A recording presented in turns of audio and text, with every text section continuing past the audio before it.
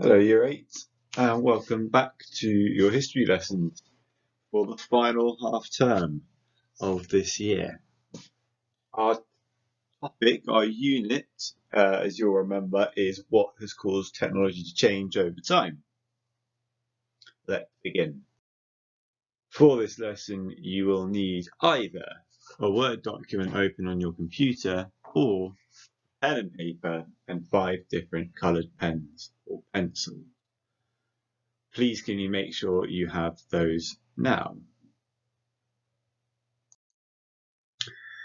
During this video, watch out for the big red pause button and any time constraints that I'm going to give to you. This will either be 2 minutes or 10 minutes, depending on the task. So first thing, please can you write down this title, How did technology change during the Victorian period? We're leaping a few hundred years from the Renaissance to the Victorian period. And there are many things that happen in between. However, in terms of technological importance, there's not a lot of truly significant change, and that is why we're going to jump from the Renaissance to the Victorian period, where things really kick off. Before we get going, a little bit of recall. Can you remember to which period these pieces of technology belong? I want to see 6 answers in your book or in your paper or in your Microsoft Word document. You've got roads, specific kinds of roads though, Motte and Bailey castles, the original printing press, large glass windowed houses, large sailing ships, and a roundhouse. Pause the video here, write down your answers, and I will give you the answers at the end of this lesson. Okay, so we're going to look at the Victorian period. This is the period when Queen Victoria ruled Britain, which was 1837 to 1901. A lot of things about the Victorian period you could say begin before the period starts. The Victorian period is very famous for the imagery of steam, for example. This actually begins about nearly 100 years before the Victorian period begins, before Victoria becomes queen. So, watch this first video. The link is in the comments below. Click on that first link and watch this video. I want you to write down what was the Industrial Revolution, what invention triggered it, and how did the Industrial Revolution affect technology. Then I want you to watch the second video, the link is below, and watch the first 3 minutes of this video to find out what a steam engine was and how it worked. You do not need to write an answer. Pause the video here and do those 2 tasks now, please.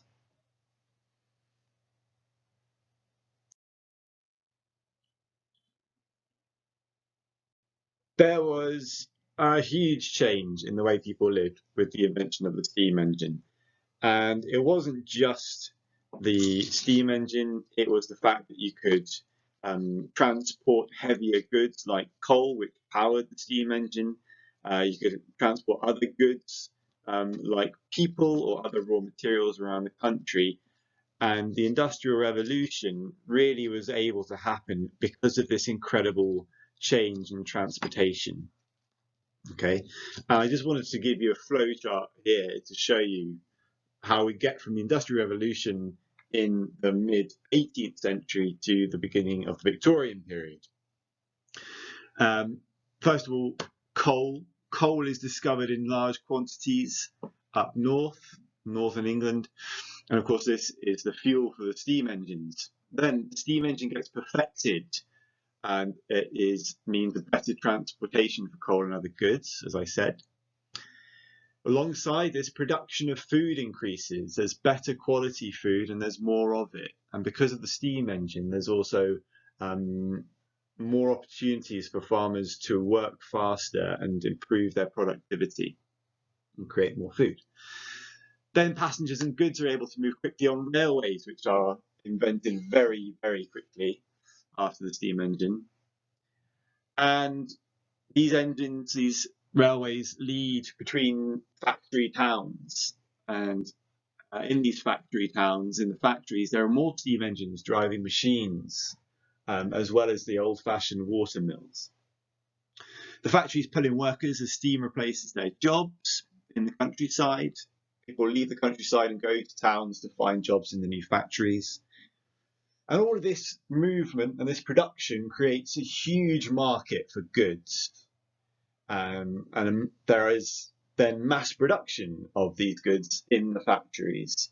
And this leads to an economic boom and an industrial boom, the likes of which hadn't really been seen before.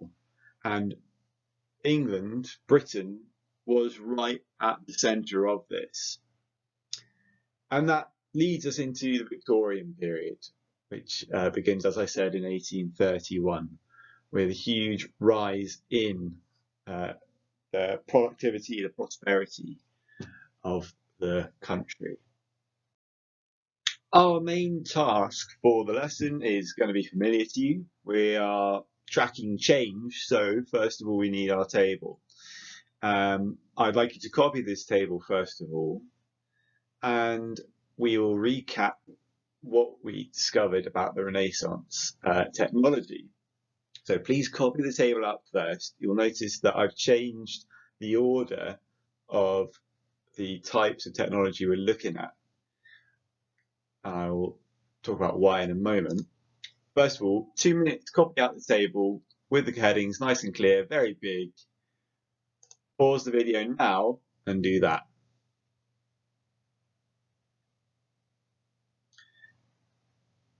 So, the Renaissance, let's think about what we know about the Renaissance for, let's say, transport to start with.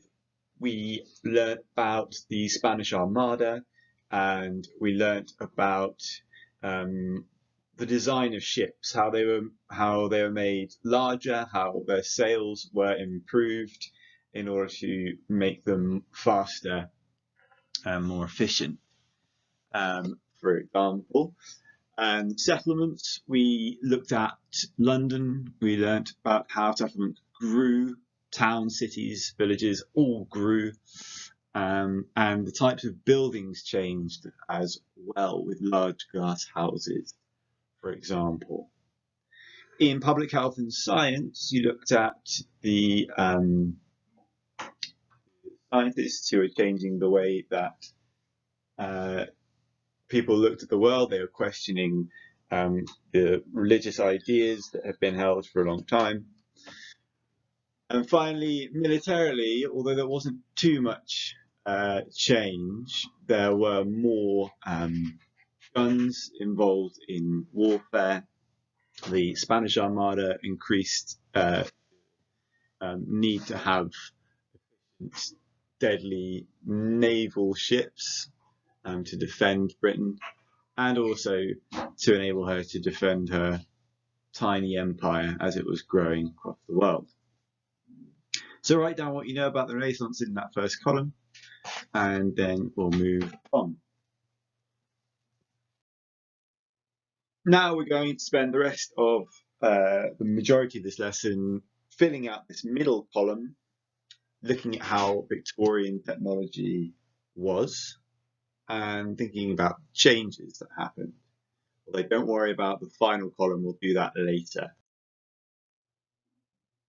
First of all, perhaps, in my opinion, the biggest, the most important change, James Watt perfects the steam engine. Okay, although steam engines has existed before James Watt turned up with his idea in 1769, he managed to make it safer and more efficient. Okay, his invention of the steam engine, therefore, was very important to the power that drove the rest of the Industrial Revolution. Pause this slide here, have a look, write down James Watt perfects the steam engine, 1769, and then we'll move on. James Watt's invention, first of all, makes a big difference to farming, as I mentioned earlier. The old methods of farming involved many people walking up and down fields with animals, oxen or horses, to plough the fields and to sow seeds in the fields as well, and to do all the other jobs that need to be done on a farm. The steam engine changed all that. If you put wheels on it, and you get the traction engine, which is what you can see in each of these pictures, but specifically in the bottom right picture. Traction engines are incredible machines. You often see them at steam fairs and things that happen around the country. If you ever get a chance to see one for real, do. They are crazy. These machines replaced people. Their power, what they could do, you could tie up the flywheel on the traction engine to your machine, whatever that was, whether it's the plough, which is what you see on the right-hand side, or the threshing machine, which you see on the right-hand side. These machines basically drove a belt, and that belt could then drive more wheels to turn other cogs and machines, and that is how the traction engine was so useful. And they replaced the men, the horses and everything on the farms, and this meant that people left the farms, but it revolutionized farming and made them more productive. Traction engines were there. Another big transport change, one that we're all very familiar with, steam locomotives. Okay, again, like we said earlier, there have been steam engines around for a while, working in mines, pumping water, but once they were put on wheels, there was no stopping the revolution in transport. And as you can see, there was an evolution. The first engine, Richard Trevithick, another Cornish miner, created in 1802. And then George Stephenson turned up with locomotion in 1825. That's the middle picture. And then, famously, his son Robert Stephenson built the Rocket, this yellow locomotive, and that won record for being safe and fast. Okay, and the year later, after it had made its record-breaking first trip, the Liverpool and Manchester Railway opened, and it made exclusive use of steam power for all its passenger and goods trains. So you'd see engines like the Rocket pulling huge long wagons of coal and other resources across the country, as well as quite little carriages of people as well. And from then, things just got better. By the end of the century, by the end of the 1800s and the 1880s, you've got the London Underground being built, and you've got little engines like Brixton here, pulling passengers all around London, overground and underground. Okay, so super important. Steam locomotives, big revolution in transport and infrastructure. Railways covered the country as they still do today. Another big one was steamships. Same idea. You put big paddles on the side of your ships and you drive them with a steam engine. This is the Great Eastern, which was built by Isambard Kingdom Brunel. So many stories about this ship. It was a colossal investment. It was way ahead of its time. In fact, it was eventually scrapped, and ships like it weren't built again for another 40 years or so. This particular ship was said to be haunted when the hull was made, when it was pulled apart, rather, at the end of its life. A body of a welder was found in between skins, apparently, and that dead workman had apparently haunted and jinxed the ship throughout its whole life, and that's why it never really got going. But it's an old wives' tale. Who knows if it really happened? Anyway, steamships. And finally, one that you might not have heard of before, the telegraph, the electric telegraph. This allowed communication over huge distances, and all it was electric cables connected to two offices at either end of the cable, and they sent electric pulses along the cable to each other, and this code of pulses represented the alphabet, and people could send each other messages, although it took a while, but your coders were very skilled, your telegraphers were very skilled in tapping out these messages very fast. And as you can see, you'd have cables all over cities and the countryside. But not only that, you'd have them across the ocean.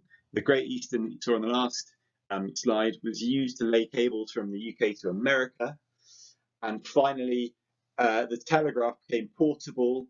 And in the Crimean War, the telegraph was made portable, and you had telegraph soldiers pulling it around to communicate and make their armies more efficient as well. So, huge invention, the telegraph. Pause here, write down your notes, and move on. So that's transport and infrastructure. I would like you to now do your own bit of research. I'm going to give you 10 minutes to do this. Look up one of the inventions on this list. So many inventions in the Victorian period. I didn't have time or space to put them all on this video. But pick one from this list. They were all made at this time. Write down what it is, who invented it, why it was invented, and what effect it had on Victorian life. Okay, 10 minutes to do that. Pause here.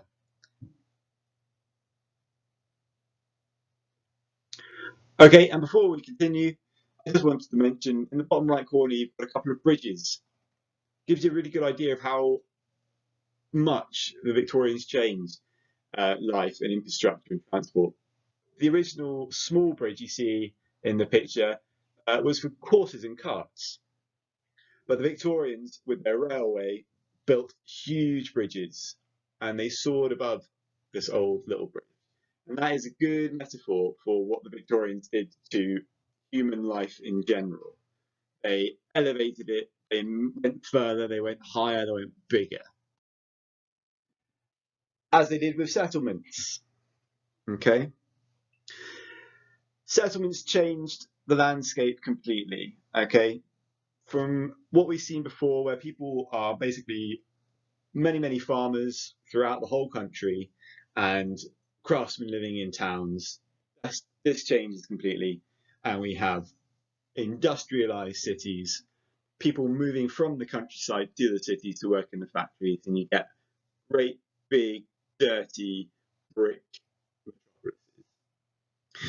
This was all made possible by this man Richard Arkwright, who invented the idea of a factory. He built the first factory, which pulled many people in from the countryside, and he built a small town. A small town grew up around the factory in order for the workers to be able to live somewhere.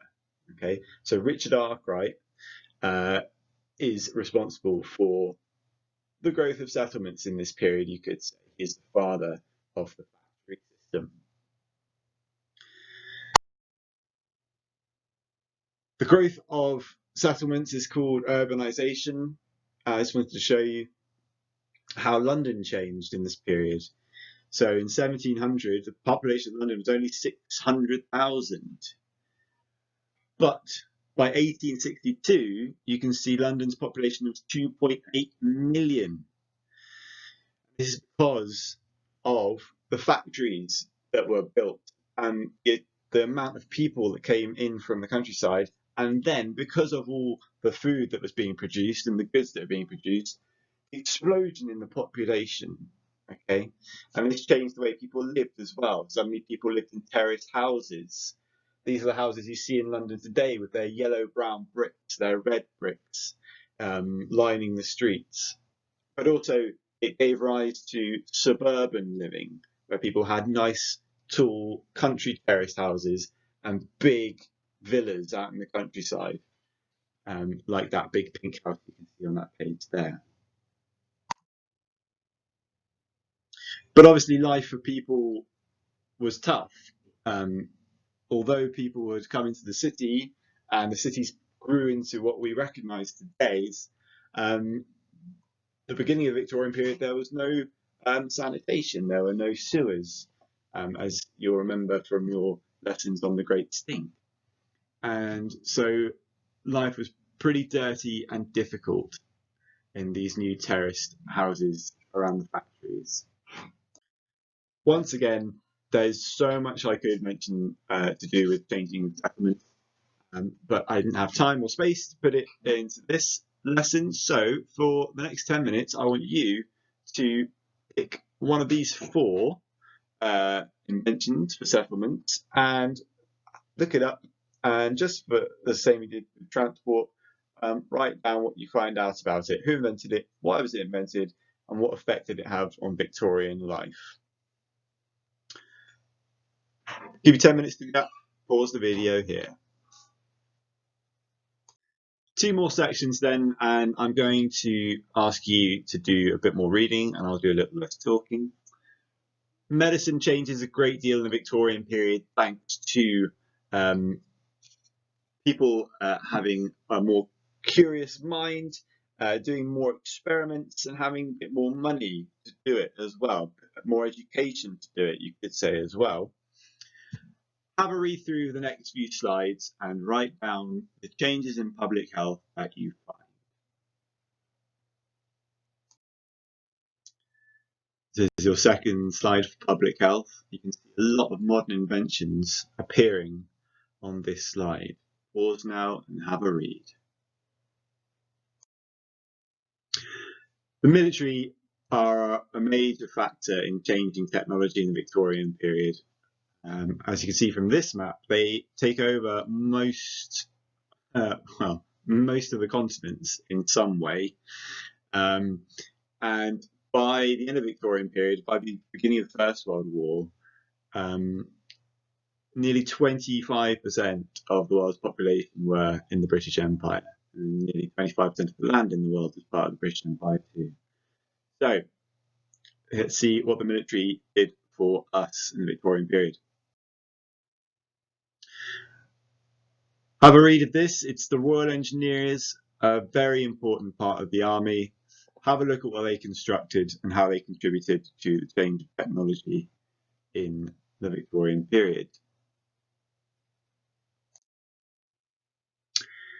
Next couple of slides will show you the way that weaponry changed, giving us many ideas, many of the things that we take for granted today, like weapons you can take apart and reassemble very quickly, large artillery pieces and modern fortifications as well. Read this slide, get your notes and move on to the next. So here we are, three firearms which were created in the Victorian period, which are all the godfathers, you could say, of all modern weaponry that soldiers use today. Pause and make some notes about that. Really important one. The Crimean War was responsible for a lot of death and a lot of problems with nursing.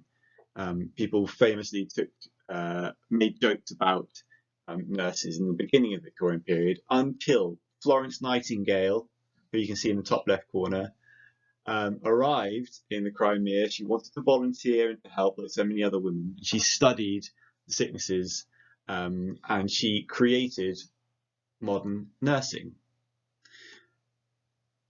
Pause here and make a note of that, please. So that's all of the information that we need.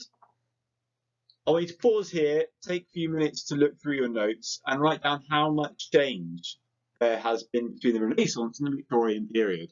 I would imagine that you are thinking the same as me, that there is a significant amount, but I shouldn't really influence your ideas. Have a look at your notes and think about it for yourself. 10 minutes maximum. Off you go. Pause the video here. Okay, our penultimate task is to look at the factors that change the technology, individuals, economics, war, and anything else you can think of. I want you to draw these rings, or you can make a color-coded list if you're unable to do the rings properly. Please use colors, make it color-coded, make it stand out. Pause here, do that now. Put in extras if you can think of any other factors that you've been using. A couple of minutes to do that. Pause here and do that now. Okay. An individual you could have is Joseph Bazalgette. Without him, public health wouldn't have been able to improve due to contaminated water sources and sewage all over the place. Joseph Bazalgette, hugely important for London, but perhaps not important across the empire and across the rest of the world. What other inventions were created by individuals that really changed technology completely? There are plenty of them. Economic factors, well, we talked about production and things early on in the lesson, and you could say that because of the demand for coal or the demand for other goods, that the transport technology was improved, steam engine, railways, etc. And obviously war, we saw how the Crimean War did a lot for changing technology in terms of nursing and in terms of warfare itself. If you've got any others, put them in your extra two circles. If not, don't worry. Finally, answer the question. In the Victorian period, which factor had the biggest impact on changing technology and why? Just use the same structure that we have for previous lessons. I've given you all the sentence starters here. I'd say give yourself 10 minutes maximum to do this. And then I'll give you the answers to the questions from the start of the lesson. Pause the video here. Okay, recall answers, very simple. Roads, these are Roman. This street in particular is from Pompeii in Italy. Motte and Bailey Castle, that's medieval. Obviously it's William the Conqueror, 1066, he brings that concept over. The original printing press is also medieval, but only just. William Caxton brings it over from Germany. Large glass windowed houses, of course, is the Renaissance, as is large sailing ships, which were used to explore the world and build the empire. And round houses, this was a bit of a trick one, that is from the Iron Age period before the Romans. Well done today. It's tough to get back in the saddle. I'm really pleased that you've made it all the way to the end here. Well done. I'm looking forward to seeing your work. Please submit it via Show My Homework. And if there are any problems at all, please email your teachers. Do not sit on it. Do not let it wait. Badger your teachers. Ask them for help. We are here to help you and we want to help you. Okay.